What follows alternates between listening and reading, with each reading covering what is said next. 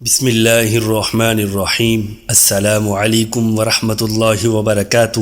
حضرت عروہ بن زبیر رضی اللہ تعالی عنہ سے روایت ہے کہ جب اللہ تعالی نے نبی کریم صلی اللہ علیہ وسلم کے خلاف لکھی جانے والی دستاویز ظلم تار کر دی تو آپ صلی اللہ علیہ وسلم اور آپ کے صحابہ لوگوں کے ساتھ مل جل کر رہنے لگے۔ نبی کریم صلی اللہ علیہ وسلم نے ہر سال موسم حج پر قبائل عرب کو اپنی دعوت پیش کرنا شروع کی۔ قبائل کے سرداروں سے آپ کی گفتگو یہ ہوتی تھی کہ تم لوگ مجھے اپنے ہاں پناہ دو، میری حفاظت کرو، میں تمہیں اپنے دین کے اختیار کرنے پر مجبور نہیں کروں گا۔ جو اسے پسند کرے گا قبول کرے گا اور جو پسند نہ کرے گا میں اسے مجبور نہیں کروں گا۔ میں چاہتا ہوں کہ تم لوگ میری حفاظت کرو تاکہ میں اپنے رب کا پیغام پہنچا سکوں، پھر اللہ تعالیٰ میرے لیے جو چاہے گا فیصلہ فرمائے گا۔ مگر کسی قبیلہ نے آپ کی یہ دعوت نہ مانی اور ہر کسی نے یہی جواب دیا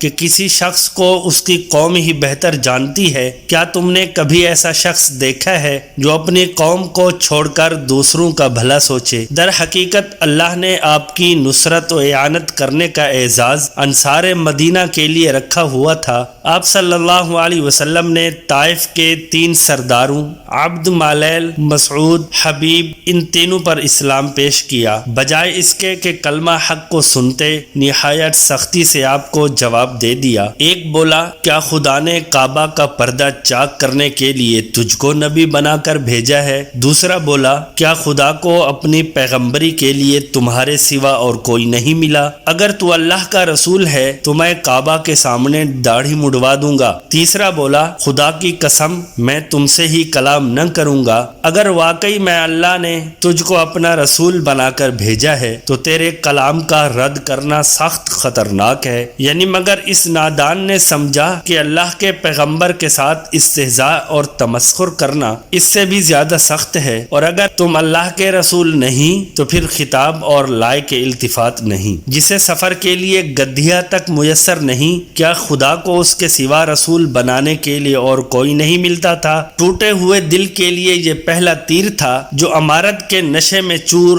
ایک امیر کی زبان سے نکلا۔ اس طرح کی دل آزار باتیں کرنے کے بعد انہوں نے مزید فرعونیت کا مظاہرہ کیا اور کہا، نکل جاؤ ہمارے شہر سے۔ حضور نے ان سے رخصت ہونے سے پہلے ان کو کہا، میرے ساتھ جو برتاؤ تم نے کیا وہ تو کیا، اب یہ سارا معاملہ راز ہے، اس کو افشا نہ کرنا، کیونکہ حضور صلی اللہ علیہ وسلم کو خدشہ تھا کہ اہل مکہ کو اگر معلوم ہو گیا کہ میں طائف گیا ہوں، وہاں کے رؤسا کو قبول اسلام کی دعوت دی ہے اور انہوں نے وہاں بڑی سرد مہری سے اسے ٹھکرا دیا ہے، تو اہل مکہ خوشی کے شادیانے بجائیں گے اور اسلام کے خلاف ان کے ماندانہ رویہ میں مزید تیزی اور تلخی پیدا ہو جائے گی۔ اس لیے حضور صلی اللہ علیہ وسلم نے ان سے اس خواہش کا اظہار کیا، لیکن ان میں مروت نام کی کوئی چیز نہ تھی۔ انہوں نے اس واقعہ کی خوب تشہیر کی۔ وہ ہر ملنے والے سے اپنے اس متکبرانہ بلکہ احمقانہ جواب کا تذکرہ مزے لے کر کرتے، اور اس سے بھی زیادہ خست اور رذالت کا انہوں نے یوں مظاہرہ کیا، کہنے لگے کہ ہمارے شہر سے فوراً نکل جاؤ، ہمیں اندیشہ ہے کہ تم ہمارے نوجوانوں کو اپنے دین سے بگاڑ دو گے۔ اس کے علاوہ انہوں نے شہر کے اوباشوں اور نوخیز چھوکروں کو نبی کریم صلی اللہ علیہ وسلم کے پیچھے لگا دیا۔ وہ جلوس کی شکل میں اکٹھے ہو گئے اور حضور صلی اللہ علیہ وسلم کا تعاقب شروع کر دیا۔ آوازیں کستے، پھبتیاں اڑاتے، دشنام ترازی کرتے، اپنے بتوں کے نعرے لگاتے ہوئے حضور کے پیچھے لگ گئے۔ جس راستہ سے سرور دو عالم صلی اللہ علیہ وسلم نے گزرنا تھا، طائف کے شہری 2 رویہ صفیں بنا کر بیٹھ گئے، اور حضور صلی اللہ علیہ وسلم جب ان کے درمیان میں سے گزرے تو انہوں نے پتھر برسانے شروع کیے۔ حضور علیہ الصلوۃ والسلام کے بابرکت قدموں کو اپنے پتھروں کا نشانہ بناتے چلتے ہوئے جو پاؤں زمین پر رکھتے ٹھک سے پتھر اس پر آ لگتا، حضور صلی اللہ علیہ وسلم اسے اٹھاتے اور دوسرا پاؤں زمین پر رکھتے تو وہ پاؤں ان کی زد میں آ جاتا، یہاں تک کہ ان ظالموں کی سنگ باری سے مبارک قدم زخمی ہو گئے اور خون بہنا شروع ہو گیا۔ چوٹوں کی تکلیف کی وجہ سے جب آپ صلی اللہ علیہ وسلم مجبور ہو کر بیٹھ جاتے تھے تو وہ آپ صلی اللہ علیہ وسلم کو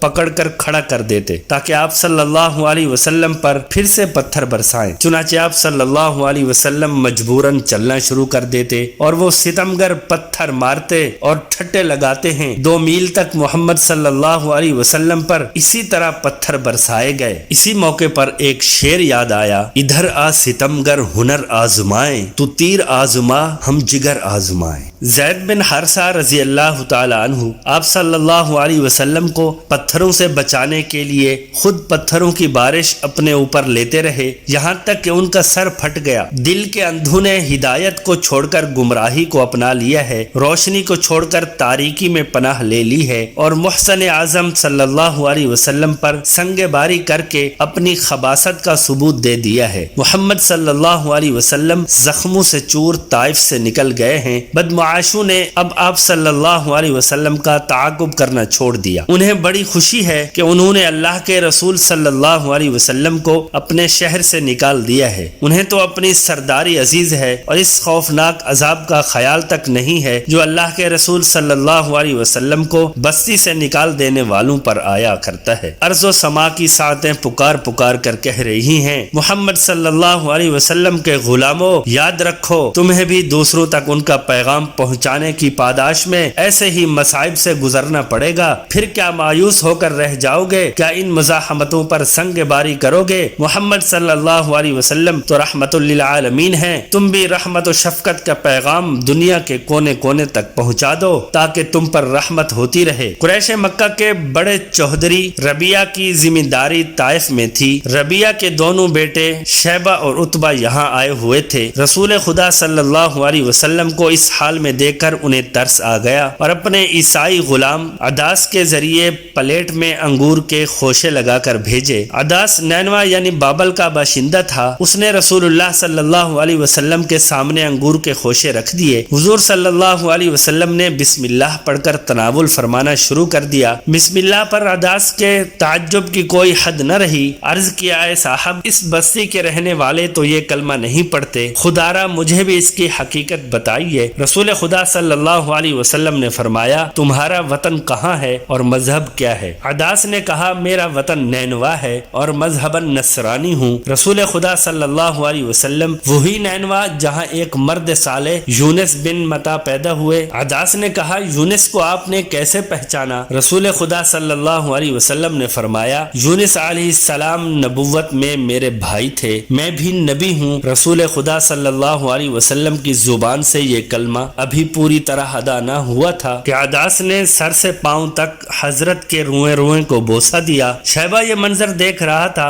اس سے نہ رہا گیا۔ غلام واپس لوٹا تو کہا، اے بد نصیب، تو اس شخص سے کس غضب کی عقیدت کا اظہار کر رہا تھا؟ عداس نے کہا، اس وقت دنیا جہاں میں یہ شخص سب سے بہتر ہے، اس نے مجھے ایسی باتیں بتائی ہیں جنہیں دوسرا جان بھی نہیں سکتا۔ شیبہ نے کہا، ارے تیرا دین اس کے دین سے بدر جہاں بہتر ہے، اس کے دین میں نہ چلے جانا۔ اور ایسا ہی ہوا، عداس رضی اللہ تعالیٰ عنہ مسلمان ہو گئے۔ جب شیبہ اور عتبہ جنگ بدر کے لیے نکلے تو عداس مکہ سے باہر ایک ٹیلے پر بیٹھے ہوئے تھے۔ شیبہ اور عتبہ ادھر سے گزرے تو حضرت عداس رضی اللہ تعالیٰ عنہ نے روک کر کہا، وہ شخص واقعی رسول ہے، آپ کا آگے قدم اٹھانا خود کو مقتل میں لے جانا ہے۔ مگر شیبہ اور عتبہ کی تقدیر میں اپنے سرغنہ ابو جہل سے ہم بغل ہو کر بدر کے اندھے کنویں کی نجس موت درج تھی، اور عداس کے مقدر میں بدر کی شہادت کا عروج۔ اور ایسا ہی ہوا۔ طائف کے اسی سفر سے واپسی پر آن حضرت صلی اللہ علیہ وسلم راستے میں ایک جگہ نخلا کے مقام پر آرام فرما ہوئے۔ یہ جگہ مکے اور طائف کے درمیان میں تھی۔ اس وقت آپ کے پاس سے 7 اور ایک قول کے مطابق 9 جنوں کا گزر ہوا جو نصیبین کے رہنے والے تھے۔ یہ شام میں ایک شہر کا نام ہے، ایک قول یہ ہے کہ یہ یمن کا شہر تھا۔ تو دوستو، یہ تھے کفار کے ظلم و ستم جو انہوں نے حضور صلی اللہ علیہ وسلم پر ڈھائے، بلکہ انہوں نے ظلم و ستم کی انتہا کر دی۔ دعا ہے کہ اللہ پاک ہمیں آخری سانس تک حضور صلی اللہ علیہ وسلم کے دین کے ساتھ جڑا رہنے کی توفیق عطا فرمائے۔ امید ہے کہ آج کی ویڈیو آپ کو پسند آئی ہوگی۔ مزید اس طرح کی اچھی ویڈیوز دیکھنے کے لیے ہمارے اس چینل کو سبسکرائب کریں اور بیل آئیکن کو ضرور دبائیں تاکہ ہر ہر نئی آنے والی ویڈیو اب تک بر وقت پہنچ سکے۔ جزاکم اللہ۔